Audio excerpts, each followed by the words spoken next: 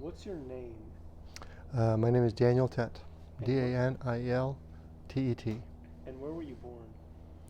I was born in Oradea in Romania in October 26, 1974. In Romania, what were the working and living conditions like? Um, so when I grew up in Romania, the just like any other country, some of the you had stores, you had schools, you had churches, things like that. The interesting feature was that we lived in an apartment building, and so there was a large push to move people into prefabricated, so concrete prefabricated high rises or 4 to 10 story tall buildings. Um, and by 1980s, when I was there, it started to be quite a lot of shortages, a lot of you might call them supply chain issues, but there were essentially self-inflicted shortages of bread, meat, food, rations for uh, sugar, oil, gasoline. You could only get gasoline on certain days. You had like restrictions on which days you could travel. So a lot of restrictions is what you ended up experiencing every day. There was also a lot of bribing going on, so I experienced a lot of that in a black market to get anything useful done, like surgeries, get a proper diagnosis from a doctor, get seen to the head of the line. Things like that were commonplace. Bribery was commonplace in order to get something done. Was there a secret police in Romania? Absolutely, yeah. There's the secret police. What do they call it? The uh, Securitate was the name of the secret police. Now, nobody came out and said, "Hi, I'm the secret police," unless you had to run into them. You didn't bump unless they chased you out. You didn't know they were there. They were supposed to be transparent. But there was a lot of informants, a lot of people ratting out each other. And did you have any close encounters or did you have any experience with the secret police? Not me personally. The closest encounter I could think of that was close to that. We had at the church had purchased this land about you know 40, 50 miles away from the main city, the Oradea, in the countryside, out in a meadow in a forest, and they built this two-story house to be a campsite or a retreat center, if you will, for the kids at the church. And so I remember these two guys in black suits coming up the street. I don't know if they were security. They were probably from the political department. Very political minders. That they came up to this, and there was this big discussion with the pastors, and my dad was there because he was doing some of the plumbing. My mom was there; she was the nurse for the campus. I was maybe 10 years old, and I remember them talking and discussing, and I have no idea what they were talking about. Um, but I remember that they came and they took a crowbar, a pry bar, and started taking wood off the building. Like these two, guys dressed in suits. I'm like, wow, that's pretty impressive to come tear somebody's building down. Obviously, they didn't tear the whole thing down themselves, but symbolically to say, no, this has got to come down. That was quite eye-opening even for a 10-year-old. What stories did you hear and did you know anybody who was taken by the police? I don't know nobody in my direct family. I know some of the pastors were hassled and asked, and that's why I'm doing this project, is to understand more about those stories. But there was political prisons, things like that. My uncle John, in 1979, 78, 80, some in that time frame, he wasn't allowed to leave Romania because pences kept people in, and so he decided he was going to run away. Well, he ran away across the border, and he got caught by the Romanian police, border guards, and he got thrown back into jail for trying to leave Romania. And 6 months later, then he applied for political asylum and left and came to America. But that's the one person that I had connection with. And I was, yeah, 10, 11, that kind of time. No, actually, I was younger because I was in 70, 70, 70. I was like 5 or 6. Did you have to watch what you said with anti-party sentiment? Yeah, absolutely. We were Christians, Baptist Christians, which everybody in Romania is Orthodox, because Orthodox Church goes back in Romania a long time ago, long time. But so first of all, we were Christians, so we were watched extra carefully, and we knew this because the neighborhood kids, the people that lived 2 stories up from us, and next door and across the alley in the other apartment building, they would call out, pokaitu, pokaitu, pokaitu, basically meaning Christian, Christian, Christian, kind of thing. And they were not afraid to mock you for your Christianity anytime. And we knew that the guy that was 2 stories up, 2 or 3 stories up, he was somehow connected with the party. And one example is, we used to listen to Radio Free Europe, which was a broadcast from West Germany or somewhere that was broadcasting news of the West in Romanian language. So we listened to it on shortwave radio, but we turned it down very quiet, so you couldn't, somebody else in the building couldn't hear that you were listening to shortwave radio and you were listening to Radio Free Europe. Like, we didn't we didn't discuss or tell anybody how we felt about the political leaders, or if that they were terrible or they were good. We're like, no. Were there long lines for food? Absolutely, that was the feature. That was more often the status quo than anything else. If you went to get your hair cut, there was no lines. If you wanted to go buy cans and things for your, things you would buy at Home Depot, tools, hammers, things like that, there was no lines for those. But bread, meat. So I waited an umpteen of these lines. Somebody would run down the street, the alleyway between the 2 buildings, and say, bread, bread, bread, bread, bread came in. So I would be sent by my mom to rush. So I'd go about 4 blocks away to a corner bakery. There was already a huge line out of this bakery with people streaming around the corner and outside. So I waited in line like everybody else. And sometimes I would get to the head of the line and buy you could buy 1 or 2 breads or something like that. There was some limitation. But there was many times when I'd get in the line and 5 people in front of me, bread is out. Like, we're out of bread. And this happened on a weekly basis. So that's the line I participated in. But I went with my mom to pick up rations, for example.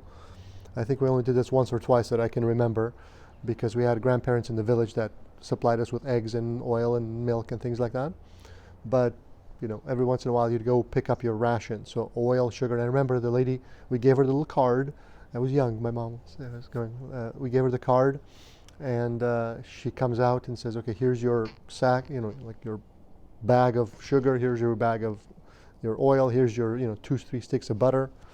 And I just thought, that's weird. It's almost like checking out a book from the library. It's like, no, this is food, just buy as much as you want. It didn't compute to my little mind at the time, but I also didn't know any better. Censorship. Was censorship bad? And what did the news and media say?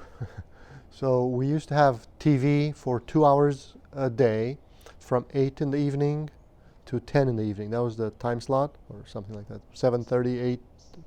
There was always a news program of some sort, some news that was piped in. I think there was cartoons on Saturday. So we used to watch Tom and Jerry on Saturday mornings. I think there was from 8 to 11 or something like that. But what was interesting is that nobody trusted the news. Nobody cared what the news said. It's like, blah, blah, blah, blah, blah. We listened for the real news from Radio Free Europe. That's where we're getting our news from. A lot of the news that we were getting in was about, Ceausescu went and visited such and such country in Africa. We're tired of that. We'd also have these large choirs singing in this 2 hours we'd have these large choirs singing praises to the party or some sort of folk music festival or something. One song, my favorite song, not my is goes Partidul Ceausescu Romania. The choir.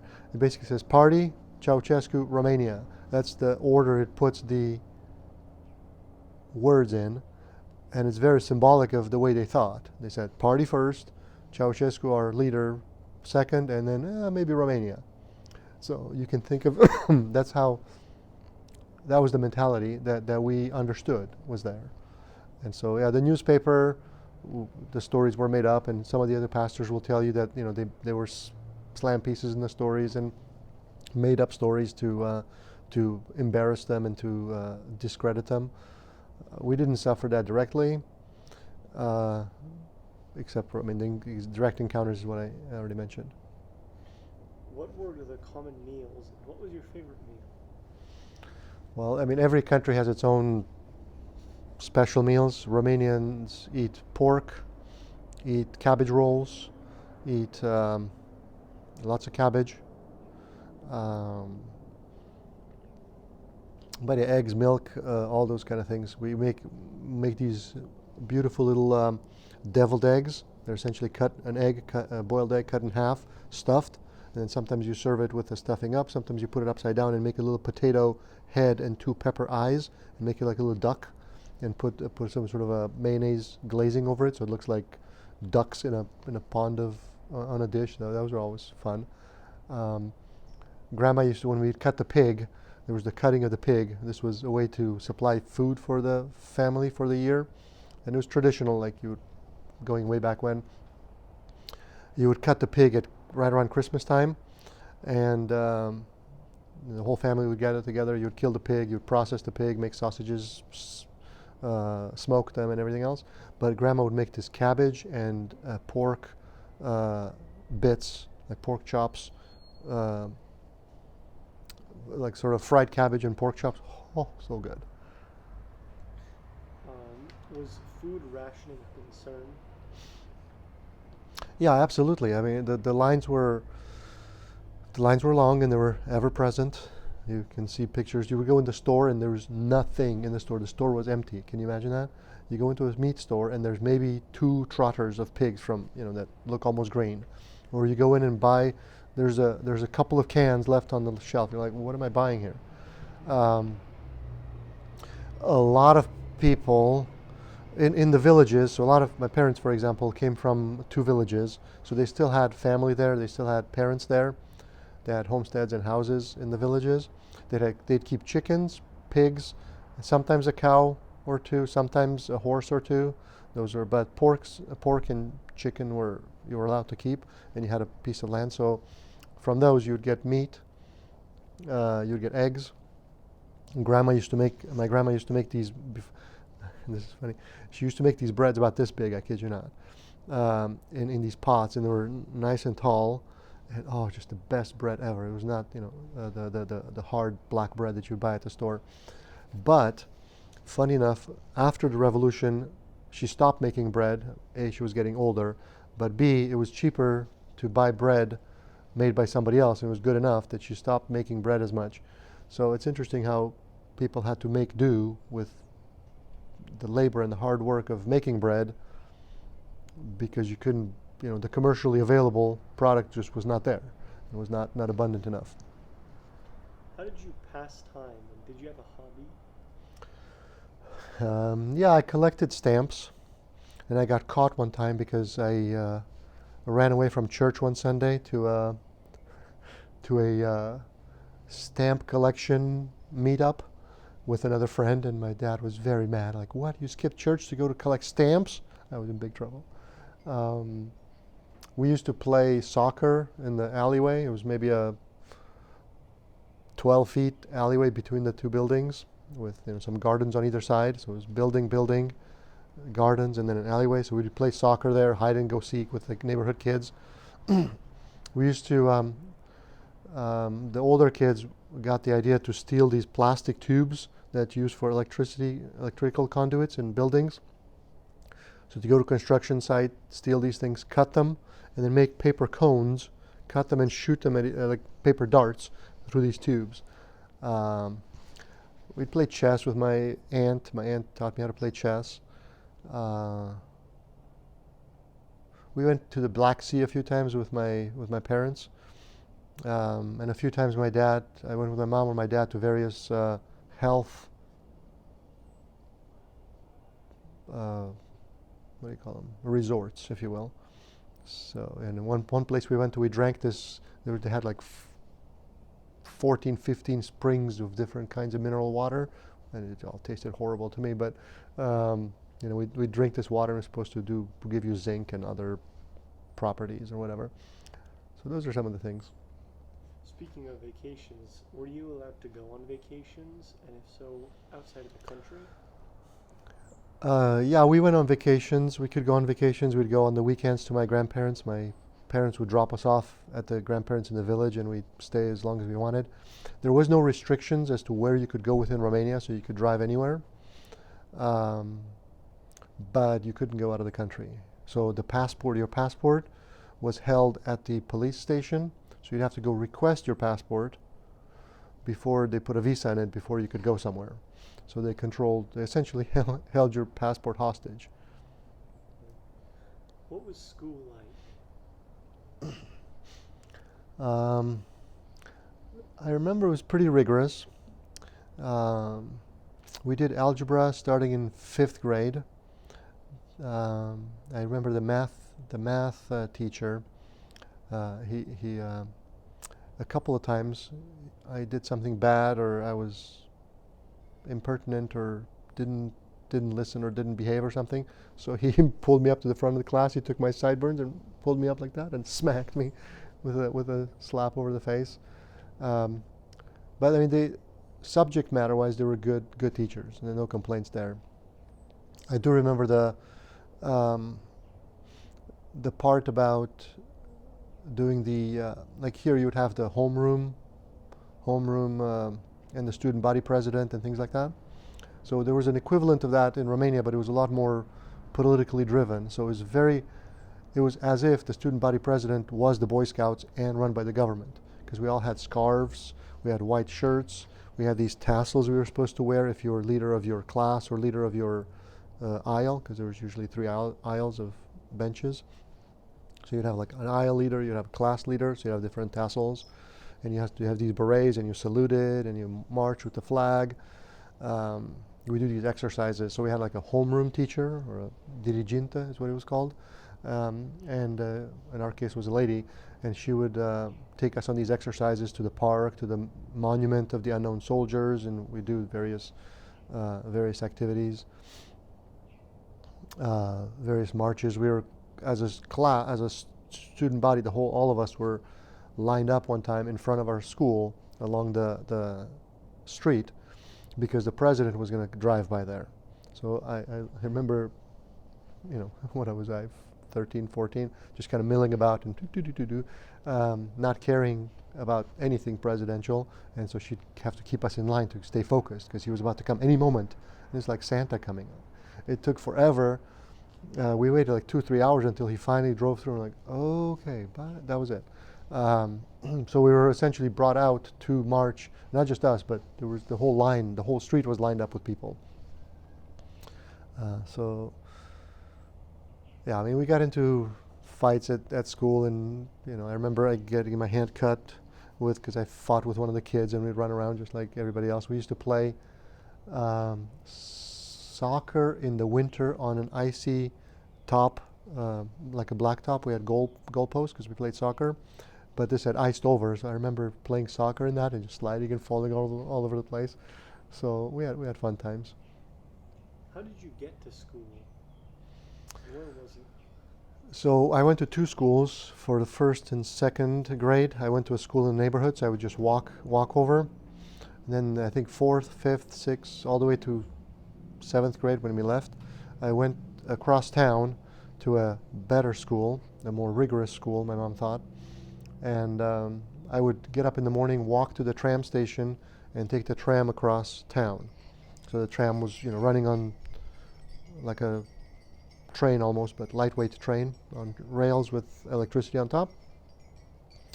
And my favorite part is they would get crowded, like rush hour, kind of crowded, and so we'd get to hang out on the bars and kind of hang outside the door because I didn't like it inside because it was very stuffy with all kinds of people who were very squished. So I try to be the last one to get in, and I just hold on to the bar with one foot on the stairs and one foot kind of hanging out of the tram. But don't tell Grandma that. Did your school teach propaganda, and did you ever get in trouble? Um, I didn't get in trouble personally for propagandizing because I kept my mouth shut. We didn't say very much. Um, I got a little bit, Daniel, get in line, kind of comments from the homeroom teacher, the diriginta, because I forget my tassels or my scarf on purpose, or sometimes I'd wear blue jeans. We had uniforms, and so sometimes I'd substitute blue jeans for the pants, and I keep the jacket on, and she didn't like that. And so, but the one time I decided, okay, I'm gonna make my school uniform fashionable. So I took them home, and the tapered pants were in fashion at the time.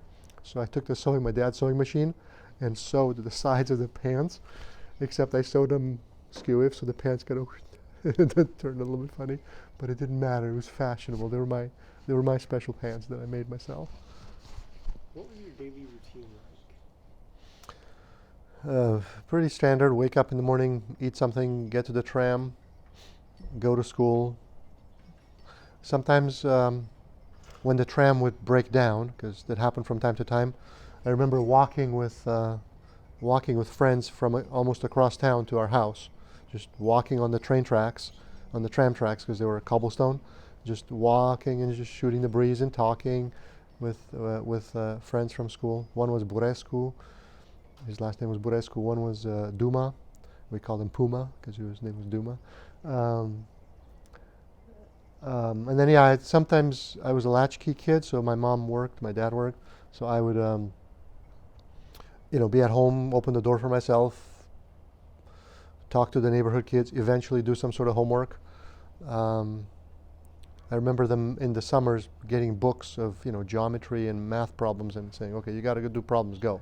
So I would just sit there and do math problems during the day in the summer. That was a lot of fun, as you probably well know. What kind of jobs did your parents have? Was unemployment a concern? So my mom was a nurse, which turns out to be quite a prestigious job because she was a nurse in the delivery room, and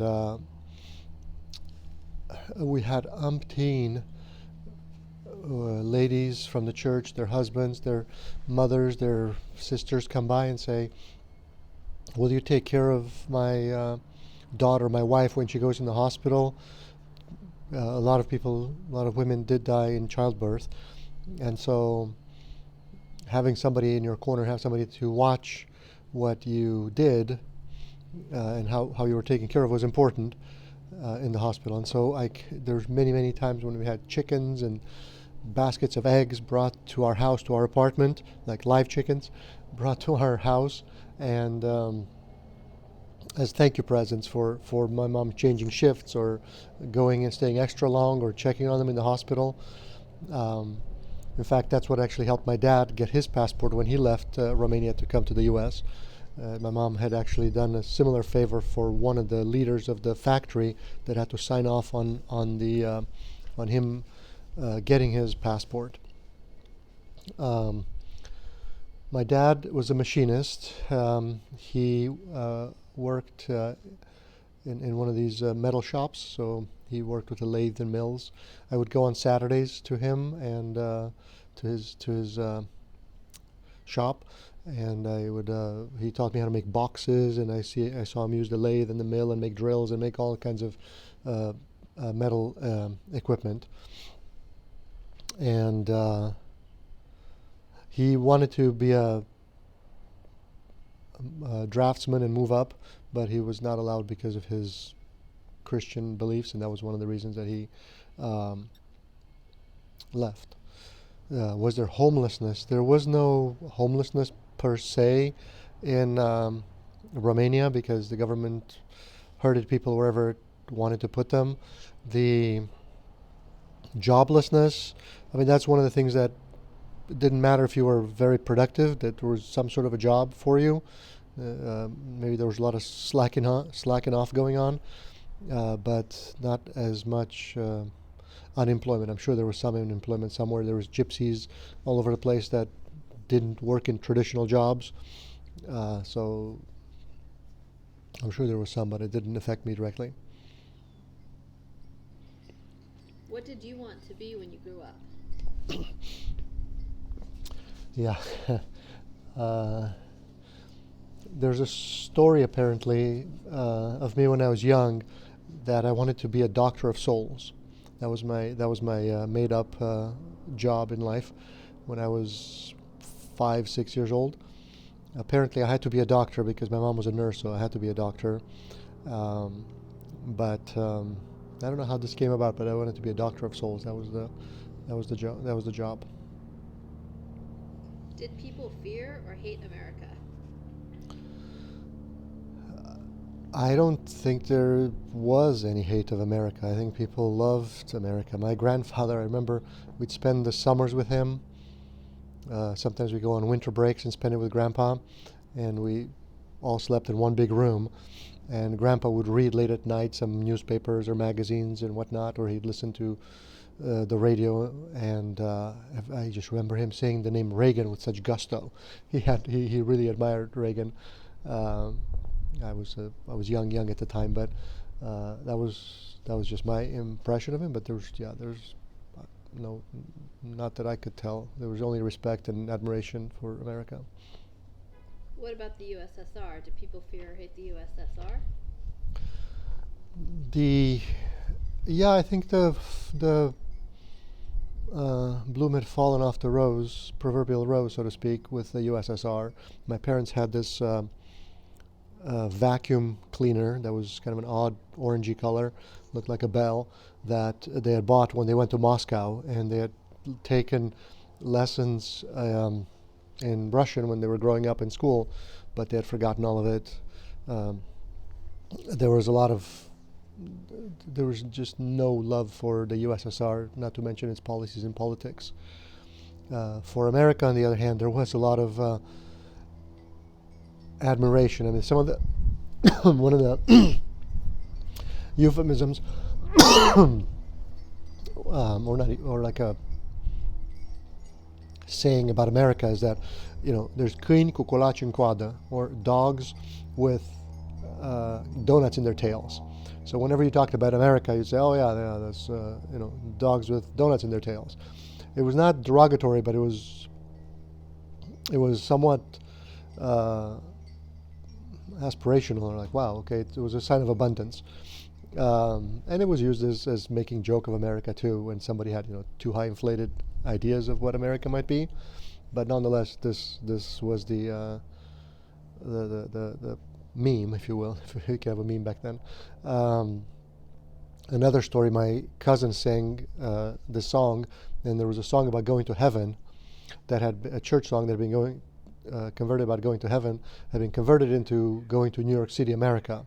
Something to the effect of, just a little hut do I have here, but when I go to heaven, I have a house up there. The idea was that when it would convert it, instead of heaven, it was New York City, America. And so there was a lot of admiration, I remember people coming from England, for example, pastors at the church, and they would bring chewing gum, and we as kids were running around the churchyard. We thought this was the most amazing thing, because there was no chewing gum in Romania, if you can imagine, except some terrible tasting stuff.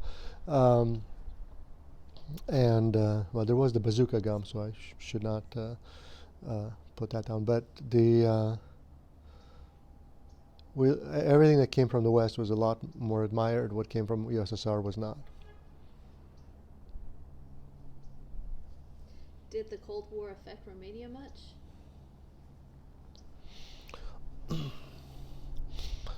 How? I didn't know there was such thing as a Cold War. I didn't know there was such thing as a Iron Curtain. Those were words that I learned and concepts that I learned later. I knew that we had that the Occident or the West, which is another word for the Occident. The West was, the bad guys, as viewed by the government and as viewed by the Russians. That's pretty much what I knew, and I kind of got hints from listening to Radio Free Europe in secret that there was not a lot of love there between the East and the West, but I didn't see the Cold War up close and personal, nor did I know about the Cuban Missile Crisis or anything like that growing up. I knew we sent a lot of things and exported a lot of things to the West. I didn't know where the West was, or which countries meant the West, but so yeah. So how did your parents plan the escape? I don't know. I wish I had been there to understand the plan, but I only got glimpses of it. In 1987, we went to, as a family, traveled to Hungary in our little white car because they gave us permission to go to the country next door to visit. And we tried every single border crossing between Hungary and Austria so we could go to a country that had a refugee camp. We didn't make it. We spent a few nights in Hungarian border guard encampments or buildings, so that restricted, so that we didn't try to run the border that night. And then we were told to go back. So that was a bust in '87. And then in '88, my dad got a support letter from my uncle in San Leandro near San Francisco to come and visit him. And I remember the night before or something like right when he was leaving in June. It was June 6th. I remember the dates because we left on July 6th to come to my mom, my brother, and I left on July 6th. But he left on June 6th, and the night before I remember him sitting on the bed in one of the rooms talking to my mom about some green-looking money, and that was the first time I'd seen dollar bills, because you couldn't hold Deutschmarks or dollar bills in your house. It was illegal to hold foreign currency. So somehow he had planned and gotten these dollar bills from these dollars from somewhere. And then I don't know, a month later, and like I said, in July 6th of '88, I don't know if they'd planned this beforehand or it just spontaneously happened that we decided to leave Romania and become refugees in Hungary and Austria before we made it to the U.S. So I don't know how much of it was planned, how much was spontaneous, but those are my glimpses into the planning. Was there a fear of severe punishment if caught escaping? Yeah, I think that's what kept a lot of people in. We knew of people, so I knew my uncle that's in Atlanta that swam across the Danube, and he disappeared from his house. Nobody knew where he was for a month. My aunt, Christina, their two young daughters, he completely disappeared. And it turned out he called them from Yugoslavia a month later, say, hey, I'm in the refugee camp here. Once I get to the U.S., I'll send papers for you to come. My uncle had been thrown in prison because he tried to walk into Yugoslavia, and he got lost a bit at the border and got caught by the Romanian soldiers and got thrown into a political prison in Gherla in Romania. He spent 6 months or so there. And then he applied for asylum and he left from Romania to the U.S. directly. But there was no safe, easy way to get out of Romania. The police held your passport. So in order to go out of Romania, you had to request your passport. You have to have the head of your factory and the political head of your factory sign that yes, you could get your passport so you could go somewhere else, so you could visit another country. And there were stories of people being imprisoned. There was I didn't see them, but that's what I'm learning now, and that's what I heard little tidbits back then. Why even leave in the first place? I think opportunity. I think opportunity was why people left. People just did not want to be told how and what to do, or what and how to do it. They said, look, I want to do it this way. I want to start my business. I want to have 2 cars. I want to build a house. Every direction that people turned, they were blocked, and they were told, this is only what you can do. And if you're a Christian, then you couldn't build a church, and you couldn't expand, and you couldn't do a lot of things. And people just wanted to travel, wanted to express themselves, wanted to try things out. Did you or anyone you know have any failed escape attempts? Yeah, my uncle, like I said, in 1980, 79, 80, somewhere in that time frame, he ran away from Romania, and he got caught at the border, and he got thrown in prison, and then brought back was in prison, and then when he's liberated, then he left Romania with asylum from the U.S. Did you or anyone you know? What was the common perception of America? I think everybody liked America. I think America was respected. America was trusted. America was viewed as a powerhouse. I said about the dogs with donuts in their tails, or singing about going to heaven, as if changing the word heaven to New York City, America. I think there was other people that had more realistic views of what America was. My mom, for example, I'm not sure what her views were beforehand, but when she got here, she really had to step down from the nurse in the delivery room, with all the respect, to cleaning houses, to cleaning hospital rooms, to cleaning beds, and working her way back up to being a nurse, and then having her own elderly care business. So I'm sure her expectations were dashed in some ways when she came to America, in terms of what it would be like. I'm sure there was no dogs with donuts in their tails, but she did at least found the opportunity to start a business if she wanted to.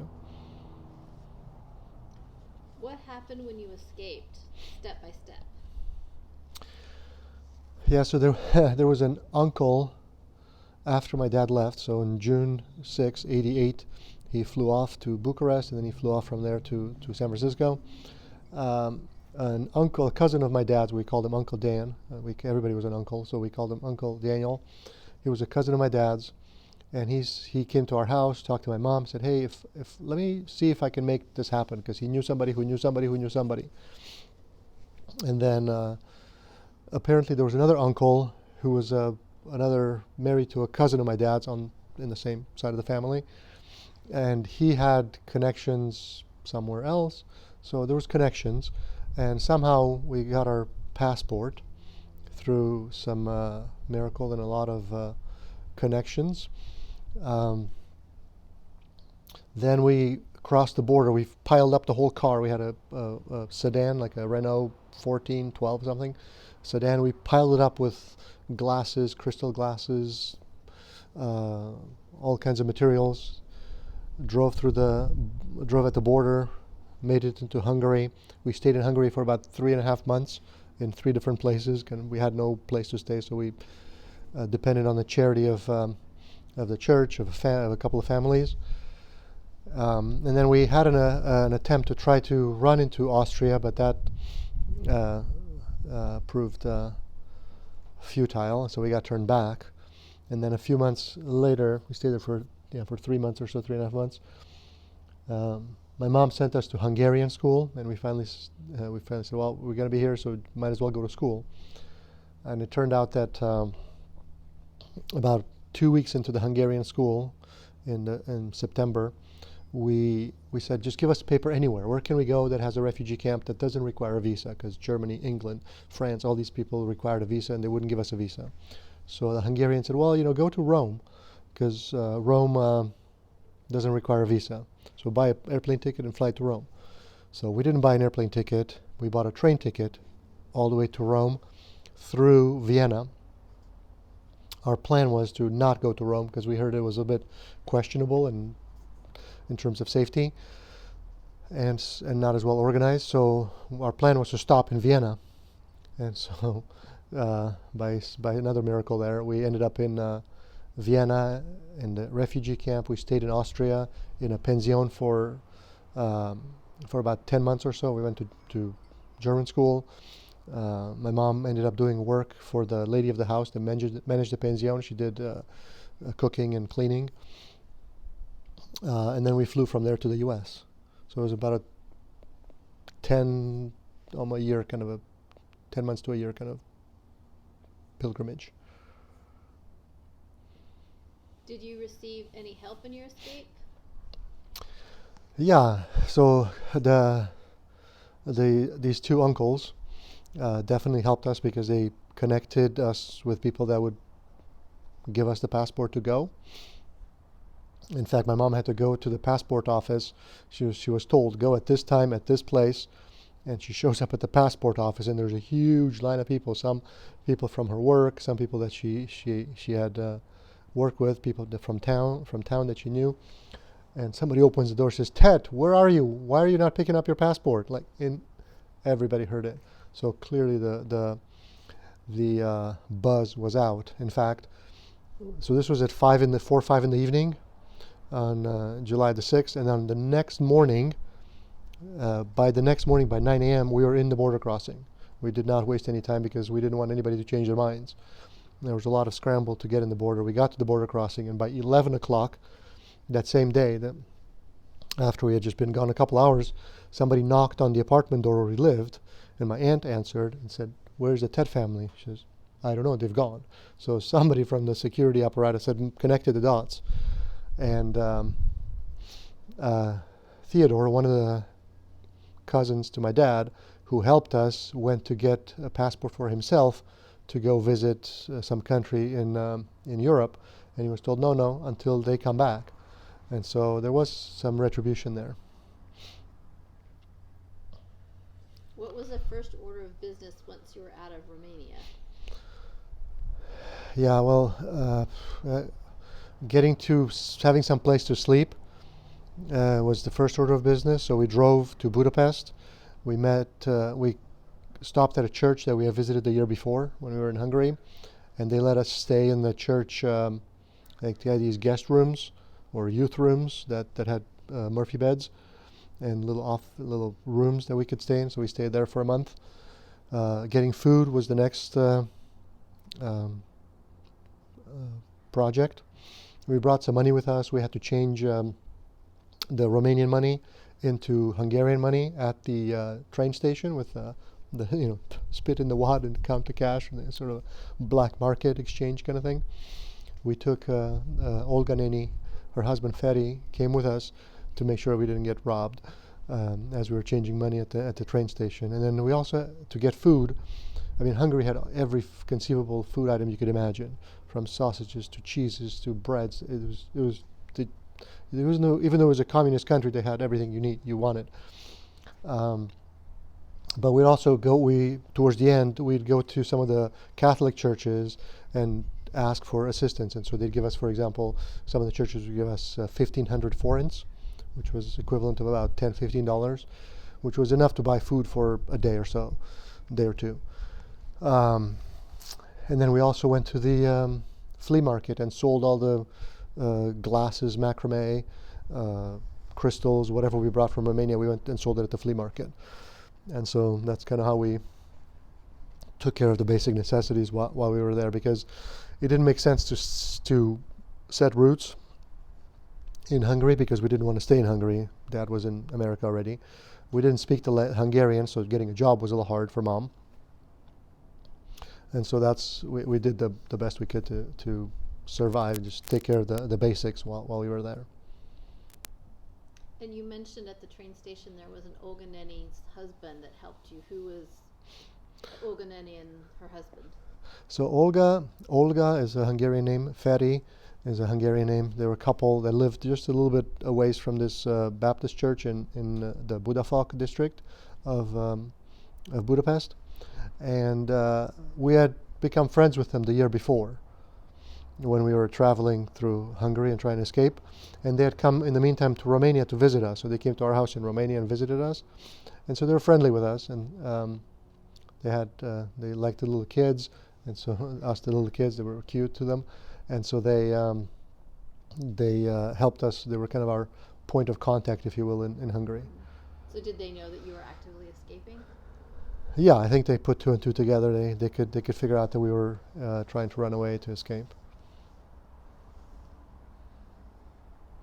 So as you were in Budapest, was homelessness a concern at that point? For us, yeah, it was a concern. I mean, we didn't have hotels. We didn't have money for hotels. We didn't have guaranteed housing. There was no program. But the church stepped in and let us stay for a month there. Olga let us stay at her house for a month. And there was another lady that had an apartment on the other side of Budapest that she let us stay in that apartment for a month or so. And so that was, by grace of God and mercy of people around us, we found places to stay. What fears did you or your parents have when you had just left Romania? I don't. For me, it was a bit of an adventure. In fact, Mom says that, young as I was kind of her helper, and she felt like she had somebody she could talk to, because I was about 13ish or so. Not the best behaved kid ever, but I spoke a little bit of English, and I tried to do some of the translations, and I understood kind of what was going on. And I kept telling her, "It's going to be okay, Mom. It's going to be okay, Mom. God is with us." And that brought her some comfort, she says. But if I reflect back on it, it was kind of going into the unknown. This was not a well-worn path. There was no familiar faces everywhere. So it was a pretty brave thing to do. Was there a lot of paperwork to deal with? Did you get forgeries? No, we didn't get any forgeries. There was some paperwork, but not a whole lot. So I remember in Hungary, they gave us a little paper that was our ID paper, and that had our pictures on it and a little signature from the government that says, "Hey, you're officially allowed to stay here." Hungarians, speaking of fears, we were afraid that they were going to send us back. But that happened to be the year that the Hungarians would not extradite you back. They literally had decided between 87 and 88 to not send people back to Romania that had run away. Even the passports were different. So we had one passport with Mom's picture on it because she was mature, and the kids were in the same passport. But when we crossed the border into Austria, we had a friend with us, Dorel, a family friend, and he had a different kind of passport that didn't have a picture in it. It was one of those card for cross-border traffic where he would do small business between Hungary and Romania. He used the same document to try to get into Austria. The Austrian border guard said, "Nah, nicht gut, and literally took him off the train, and he left all his luggage with us, and took him off the train right then and there, because it was like, this is nicht gut. And then in Austria, we were, when we got into the camp that morning, it's a long story how we got into the camp, but they signed us in, they took our identification information down, and were checking our backstory. And then we also had to do more paperwork to file with the U.S. Embassy, and that was done with Amnesty International in the refugee camp before we got sent out to the pension. So there was, paperwork along the way. Dad had to file paperwork in the U.S. to apply for asylum, and then sent us asylum paper once he received asylum. We kind of applied at the same time. So did you have refugee status? How did you get that? Yeah, in Austria, we actually did get asylum in Austria, and Austria said we could stay in Austria if we wanted to. It involved going down from, so we were in Vienna for 2 weeks, then we went into Mariazell, which is the middle of Austria, like a little mountain town up there. And then from there we would drive down to Graz, which is closer to the Italian border, and that's where we would we signed the paperwork and applied to get asylum in Austria. And eventually they gave us the paperwork, but we did nothing with it because we came to the States. Did you find churches and refugees camps? How did you discover those? Yeah, so we knew in Hungary the church from beforehand, from the year before. In Vienna we found another church of a bunch of Romanians that had a church there. So every once a month or so while we were there, we would drive up to Vienna, which was about a 4-hour drive, to go to the Romanian church there that was meeting in Vienna. Um, in this little town of Mariațel in the middle of the mountains, the Catholic Church did an amazing thing.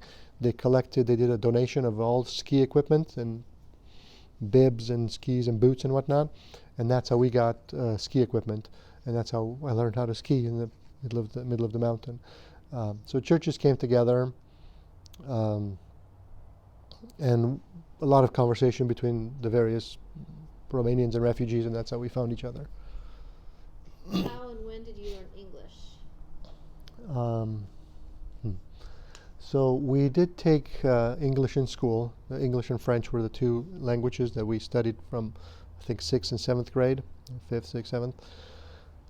But my parents, perhaps this was part of their plan, I don't know, but they did get an English tutor to teach them English. This was a lovely German gentleman. He was in his 70s at the time, and he spoke 7 languages. His name was Volgemut. His last name Volgemut. We called him Mister. That was Mister comes over to do English lessons with you, or Mister was coming over for dinner. Mister. That was his name. That's what we called him. And my parents didn't have much time to spend with him because they were busy with jobs and everything else.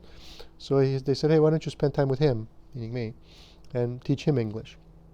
I remember sitting on the couch in one of our rooms, and we would do the plurals, then conjugate the to be, the verb to be. So a lot of paper studying. And my brother Sam would come in and he would interrupt us because he was young and he wanted attention. So we called him the individual. He was the individual. Here comes the individual. And after a while, Mister decided that, well, he liked to walk a lot, and I was kind of restless. So he said, "Why don't you go on walks?" And so we would walk all over town, just walk all over town, and I'd scurry behind him. But he said, "Only English." So I couldn't talk Romanian to him, and that's how I try to make, that's how I learned a few sentences and phrases. At the time, what did you think of escaping Romania? It didn't seem strange.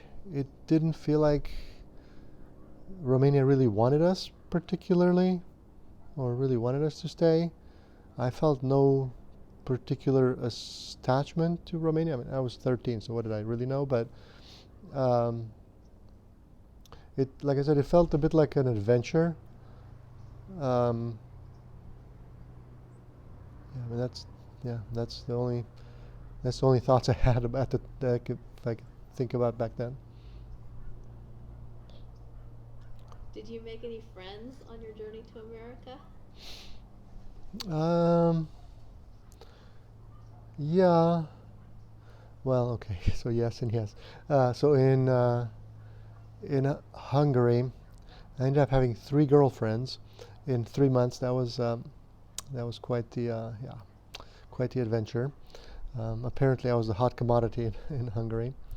In Austria, the kids of the lady of the house that managed the pension, one of them was my age, and one of them was my brother's age, and one of them was in his 20s and was married. So we'd go to school with them sometimes, and they gave us a typewriter. For the first time we saw how to use a typewriter, because you had to register your typewriters with the government in Romania, so not everybody had one, but here you can have a typewriter if you want.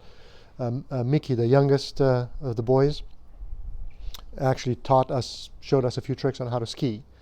And so he would go before us. He was like a short little guy, and he would do the various maneuvers on a flat. There was a wood processing plant across the street, and so between the big logs of wood, we would ski on the ice, or we would ski on the train tracks that were going to the ski slope. And so those were kind of our friends along the way. Was it a hard time?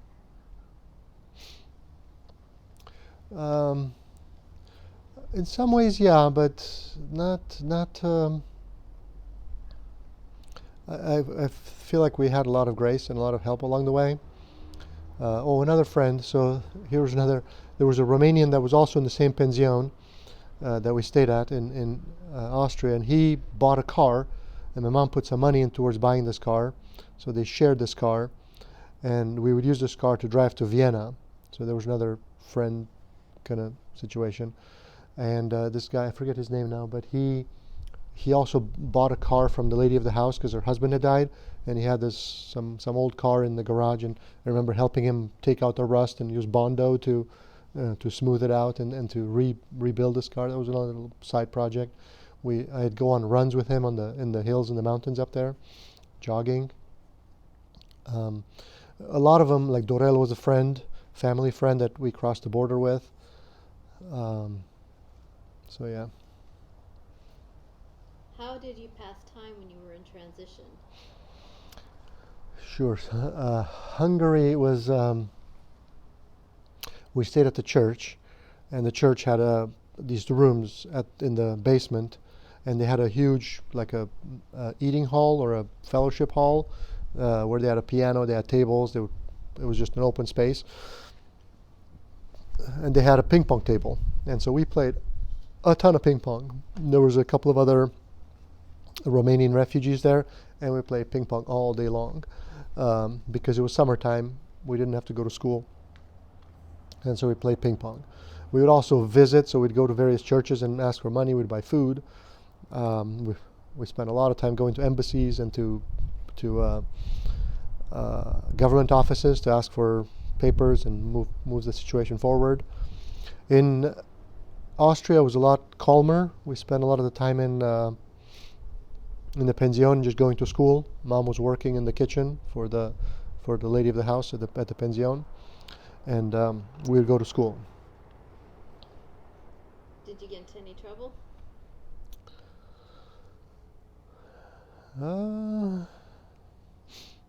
I mean, not really. We had a car accident in Hungary, and that ruined the car. So when we tried to cross the border, we tried to run from Hungary into Austria with the car because there was a Formula One race in Budapest, and we thought, we can sneak through. But no, they spotted our car far, far away, and it had technical problems, so that didn't go very well. I did get in trouble in Austria. I was in the class, well, not trouble, but more embarrassed than anything. They had this milk and hot chocolate come in every morning, and apparently I didn't know this, but you were supposed to pay for it and subscribe to it. And I kept looking at this very longingly for a month or two, and then finally I got the courage to go grab one. And then as soon as I grabbed one, I realized what had happened, because everybody looked at me very funny, I said, "Oh, what had I done?" So I drank it that time, but I didn't go back and do that again. So that was embarrassing. What were some of maybe the fond memories that you have from this time, if you have any fond memories? So there's when we tried to run from Hungary into Austria, and during this second trip, there was another family friend. So there was Dorel that kind of rode in the car with us, and he was driving the car. Mom was in the passenger seat, we were in the back, and there was his brother-in-law. I don't remember his name, but we called him Führer because he was very bossy, and he was very, let's go.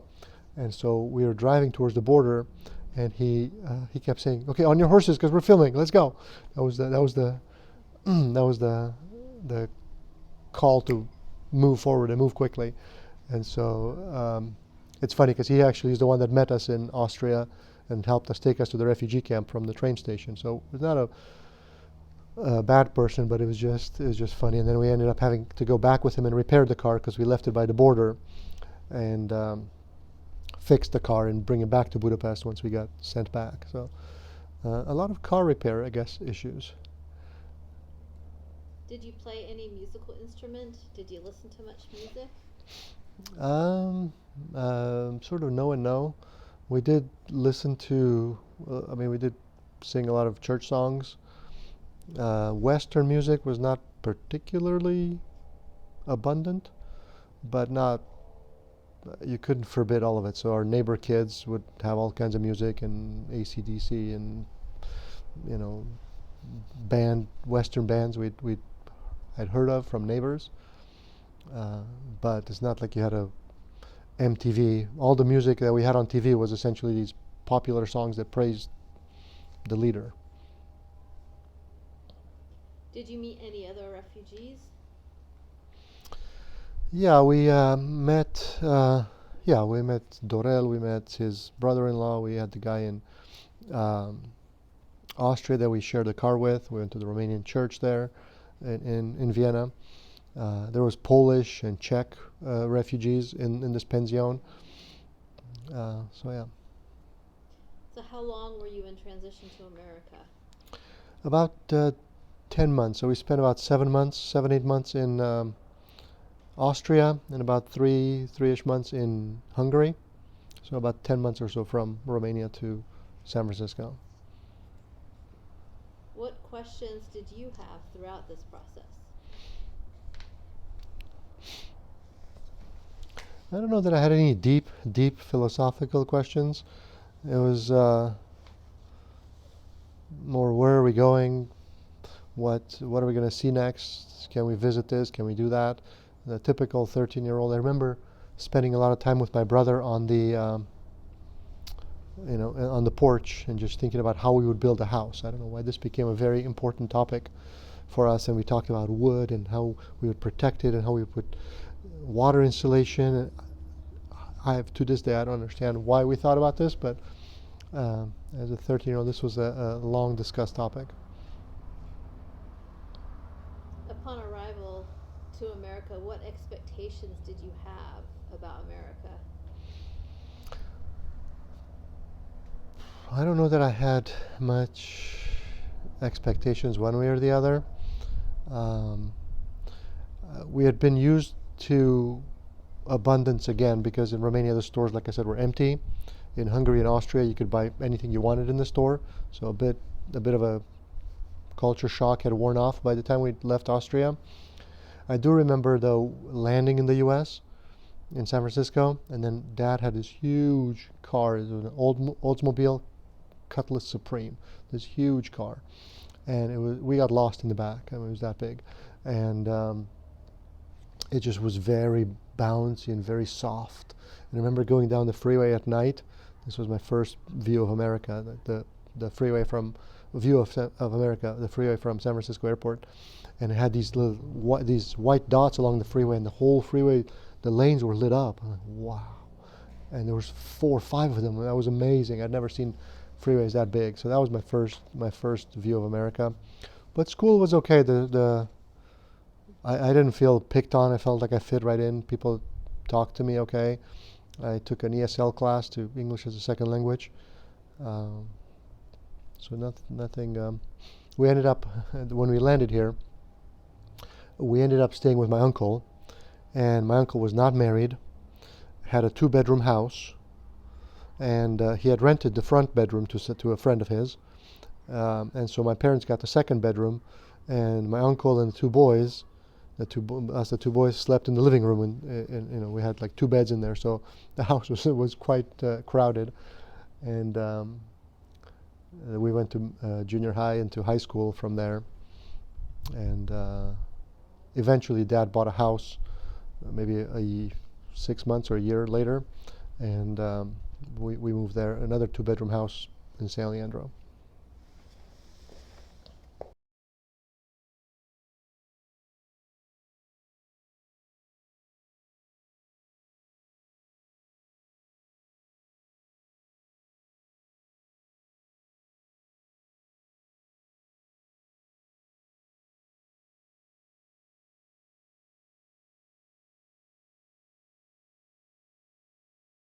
What did you miss about Romania?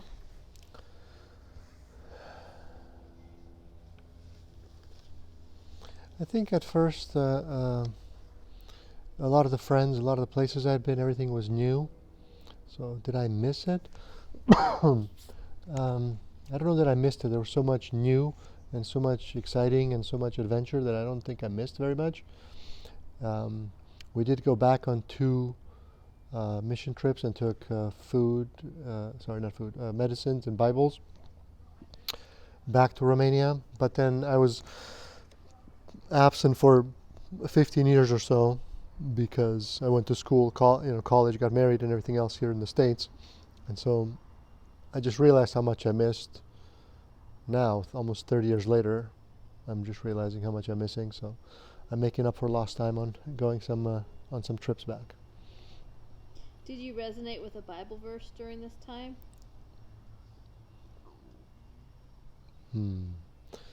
Yeah, I think I don't know that I have a Bible verse that resonates with me from this time, but we read the Bible together with Mom, and we tell verses to each other. I think that was one of the things that got us through. I don't remember the specific verse though. Had you ever been on an airplane before coming to San Francisco? No, that was the first time I was on the airplane. I think my dad had flown on an airplane once or twice before, but I'd never been on the airplane before that. Did traveling on an airplane seem weird or just loud?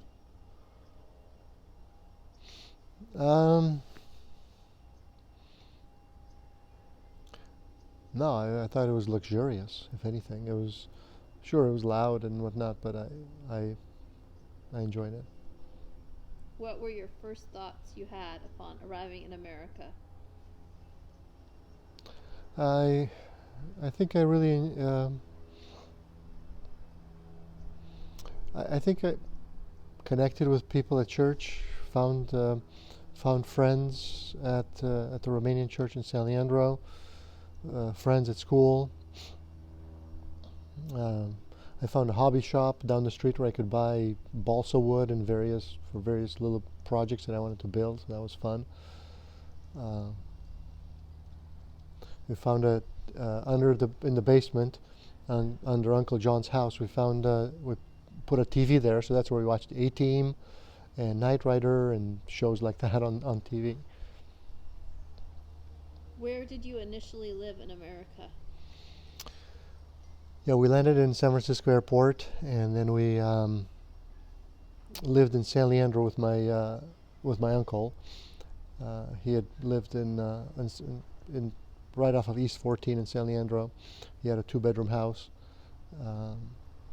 and in fact, in the 1989 earthquake, my brother and I were in the basement watching some TV show on the TV, and then we almost all of a sudden heard this thumping upstairs. And we're like, who's running around? Who's thumping up there? We had no idea what an earthquake was, and until we realized this is an earthquake. So we got to get out of here. So we ran into the backyard, away from the house.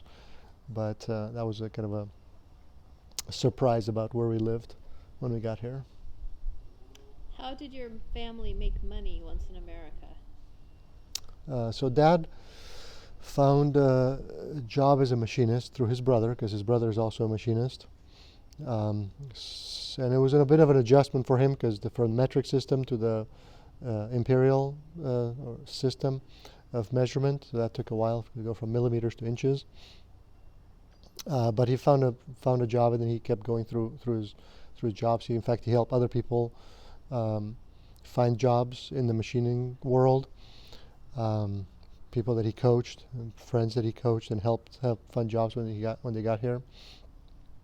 My mom, on the other hand, when she came over, she couldn't be a nurse because you have to be licensed to be a nurse. So she ended up, we used to go house cleaning together up in the San Leandro Hills.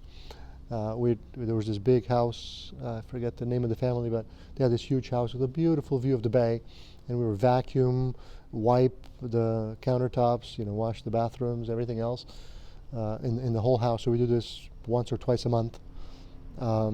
She ended up also doing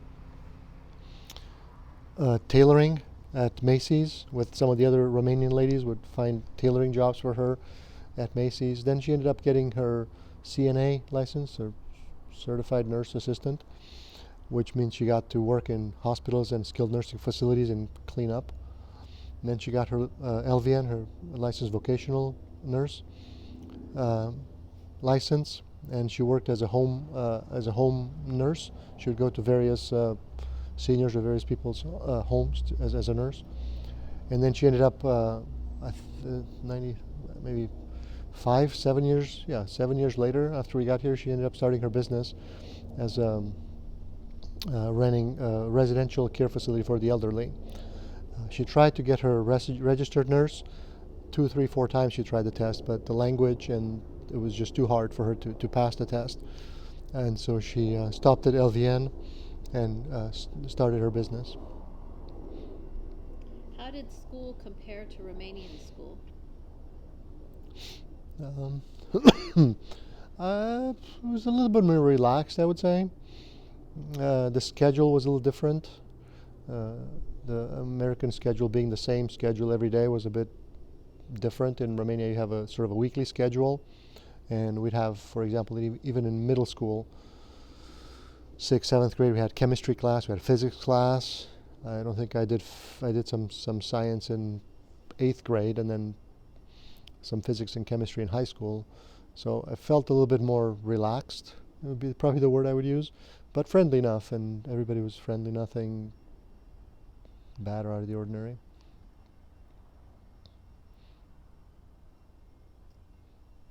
Was it hard to make friends or fit in? No, in high school I had a group of guys I hung out with. We were kind of the geeks. We were from the drafting class. We had drafting class together, so we'd hang out and chat. I also hung out with some of the Romanian kids from the Romanian church that would go to the same high school. The physics teacher in high school was a really nice guy, and he would let us stay in his room and do experiments and play with his computers and whatnot. And I found some friends there to hang out. It was a little harder in Austria to find friends and to hang out with people, because you're much more of an Ausländer, much more of a foreigner than I felt in the U.S. So was there a big culture shock when you came to America then, for you? No, in fact, it was a pretty smooth transition for me. What about for your brother or your parents? Yeah, I think my brother had to learn English, so it was a bit tougher for him up front, but he bounced back really quick. My parents, I think for my mom wanted to go back for the first 2, 3 years after we got here. She was like, why did we get here? This is not just hard, but this is very hard. Even though we stayed close to a Romanian community, it still was hard to. America is not easy, right? And you have to work from scratch, and you have to, all the social contacts, all the connections that you have to sort of rebuild from scratch. So it was a lot harder for them. What were some of your family's concerns when you first made it to America? I think the concerns were more immediate, like getting a job, buying a house, being able to get a job that pays better. Those were the kind of concerns that we had. It was not so much about social anything or travel, or we didn't have time to think about, for example, going on vacations or going camping and things like that. So a couple of times I think we went camping with some friends from the church, and then with our friend Doug, we went to Disneyland. But my parents were pretty much heads down, buying a house, earning a living. Did you reunite with any other Romanians or friends that you knew from your hometown? Not right away. The Romanians here in the Bay Area were from other parts of the country, other parts of Romania. They were not from my hometown. The pastor of the Romanian church was from the same region, but he had been a pastor in the capital city of Romania, so we didn't know him particularly. But it didn't matter. What was the worst or scariest part of coming to America?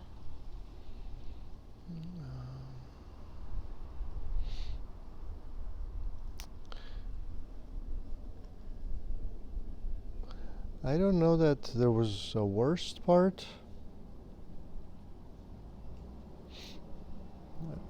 I think it was definitely a positive experience. I don't think there's a bad part to it. Missing family, perhaps, is one of them. Like, my mom has a lot of brothers and sisters, so we have 20, 30 cousins. And so that connection is probably the biggest thing, that the biggest gaping hole in my growing up experience. Not being able to be with grandparents. So my grandfather really was very sad when he took us to the border crossing, and we went that way and he went back to town. He was crying, he was sobbing, because he knew it was likely he wasn't going to see us very much. So in conclusion, where did you go from there and what did you learn? I think I guess I learned the importance of freedom and how people will eventually find freedom, even though it's a very soft and fragile thing. It's something that we take for granted. We just assume it's going to be there. But I saw it not being there. I saw restrictions being put in place. I saw people being sort of huddled together and cramped and squeezed. And people find ways to escape, find ways to get out. Eventually, once we got here in April of '89, in December of '89, so a few months later, they had a revolution in Romania and they overthrew the government when the whole communism Iron Curtain fell down. So people eventually get back to freedom, but others try beforehand to escape, to get to freedom. And I think it's important to tell the story for that reason, to say how precious freedom is, how easily we lose it or we give it up, and how hard it is to regain it. Once you've lost it, sure, it comes back eventually, but a whole generation gets ruined. And there is consequences from being in that environment. For example, suspicion of government, suspicion of everybody is sort of high at the top of your mind. You suspect people first before you trust them, and that just gets built into your psyche and into how you look at things, and you don't even realize it until you're like, oh, I guess I can just relax and just enjoy talking to people and not have to suspect everybody has an agenda or wants to, be better than me or compare with me or turn me in or whatever. And suspicion of the government, suspicion of doing taxes and all those things. You become suspicious of everything. Thank you.